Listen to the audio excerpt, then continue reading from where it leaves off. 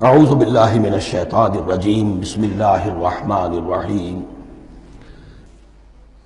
اب دوسرا گروہ، ان الذین کفروا سواء علیہم انذرتہم ام لم تنذرہم لا یؤمنون، یقیناً جن لوگوں نے کفر کیا، اور یہاں مراد کیا ہے؟ جو کفر پر اڑ گئے ہیں۔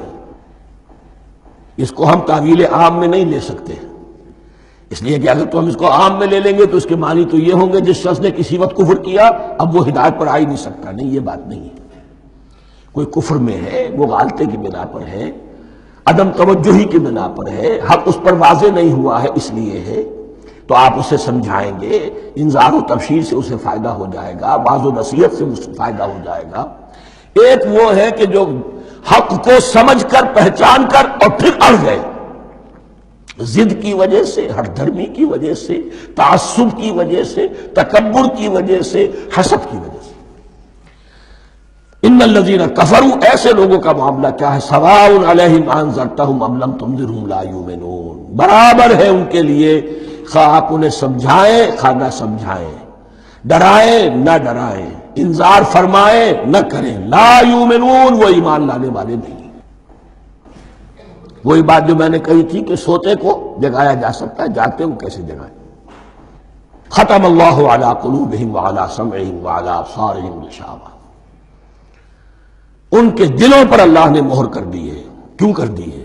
یہ ابتداء مہر نہیں ہوئی، جب حق کو پہچان کر انہوں نے رد کر دیا، اس کی پاداش میں، اس کی سزا کے طور پر۔ ختم اللہ علی قلوبہم، اللہ نے ان کے دلوں پر مہر کر دی ہے، وعلی سمعہم، اور ان کی سماعت پر بھی، وعلی ابصارہم غشاوہ، اور ان کی آنکھوں کے سامنے پردہ پڑ چکا ہے۔ یہ مضمون سورہ یاسین کے شروع میں پھر آئے گا بہت شرح و بسط کے ساتھ۔ وَلَهُمْ عَذَابٌ عَظِيمٌ، اور ان کے لیے تو اب بہت بڑا عذاب ہے۔ یہ دوسرا گروہ ہو گیا، ایک رکوع میں دو کو سمیٹ لیا گیا، کل ابھی 7 آیتیں ہوئی ہیں۔ ایک وہ گروہ جس نے قرآن مجید کی دعوت سے صحیح استفادہ کیا، ان میں طلب ہدایت کا مادہ موجود تھا، ان کی فطرتیں سلیم تھیں، ان کے سامنے دعوت آئی، قبول کی، اور قرآن کے بتائے ہوئے راستے پر چلے۔ وہ گلے سرسبد ہیں، وہ شجرہ قرآنی کے نہایت مبارک اور مقدس، وہ اس کے پھل ہیں۔ ایک گروہ وہ ہے جس نے حق کو پہچانا لیکن اس کو رد کر دیا اپنے تعصب یا ہٹ دھرمی کی وجہ سے۔ ان کا ذکر آ گیا بہت اختصار کے ساتھ، اس لیے کہ ان کا ذکر آپ کو بہت تفصیل سے مکی صورتوں میں ملے گا۔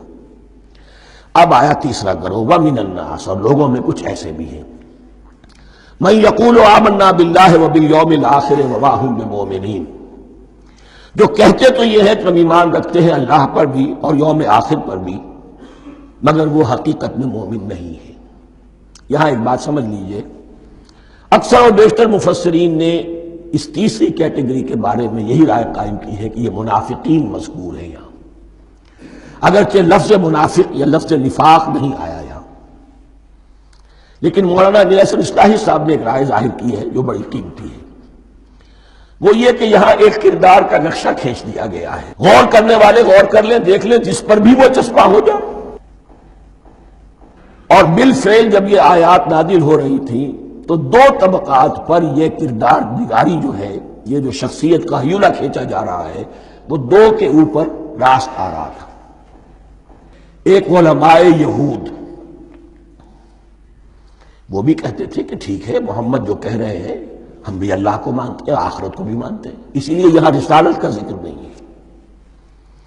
بھئی ہم محمد ہی کو نہیں مانتے نا صلی اللہ علیہ وسلم، باقی اگر 1.25 لاکھ نبی آئے ہیں تو باقی 1.25 لاکھ کو تو ہم مانتے ہیں، ایک محمد کو نہیں مانا، ایک عیسیٰ کو نہیں مانا، بس۔ تو ہمیں بھی مانا جانا چاہیے کہ ہم بھی مسلمان ہیں۔ ایک یہ ان کی رائے ہے، اور واقعہ یہ ہے کہ یہاں اس طریقے کا تذکرہ ہو رہا ہے کہ جس سے ان کا کردار بھی جھلک رہا ہے، روح سخن ان کی طرف جا رہا ہے۔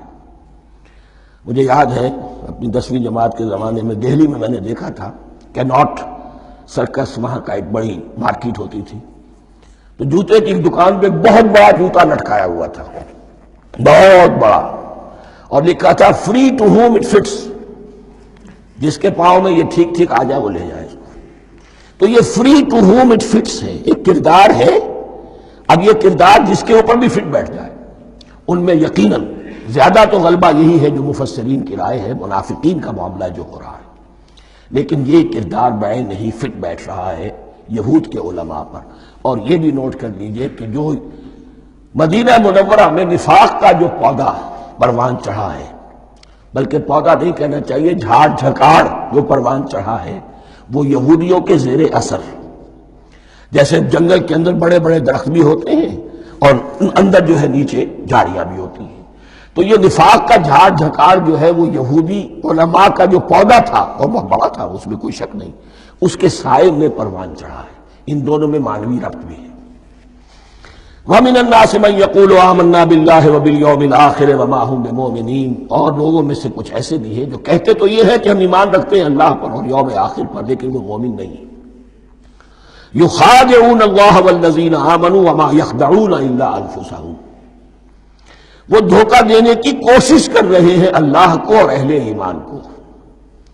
یہ یخادعون جو ہے یہ باب مفعلہ ہے، باب مفعلہ میں کشمکش ہوتی ہے، کشاکش ہوتی ہے، لہذا ترجمہ میں نے کیا، کوشش کر رہے ہیں۔ وما یخدعون الا انفسهم، یہ ثلاثی مجرد میں آ گیا، اور نہیں دھوکہ دے رہے مگر صرف اپنے آپ کو۔ یہ یقینی ہے اپنے آپ کو تو دھوکہ دے رہے ہو، لیکن یہ کہ اللہ اس کے رسول کو اور اللہ اور اہل ایمان کو دھوکہ نہیں دے سکتے۔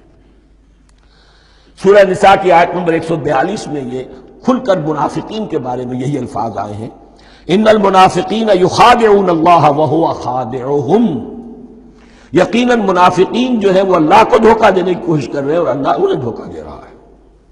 وما یشعرون، انہیں اس کا شعور نہیں ہے۔ یہ بہت اچھی طرح نوٹ کر لیجیے، منافقین کی بھی اکثریت وہ تھی جنہیں اپنے نفاق کا شعور نہیں تھا، وہ اپنے تئیں سمجھتے تھے اپنے آپ کو مسلمان، وہ کہتے تھے یہ بے وقوف لوگ ہیں، محمد رسول اللہ کے بارے میں کہتے تھے یہ خام خواہ جو ہے انہوں نے لڑائی بھڑائی مول لے لی ہے اہل مکہ کے ساتھ، کیا ضرورت ہے، امن کے ساتھ جو ہے بات کرنی چاہیے۔ وہ سمجھتے تھے کہ ہم خیر خواہ ہیں، ہم بھلی بات کہہ رہے ہیں، یہ بے وقوف لوگ ہیں، دیکھتے نہیں کہ کس سے ٹکرا رہے ہیں، ہاتھ میں اسلحہ نہیں ہے اور لڑائی کے لیے جا رہے ہیں۔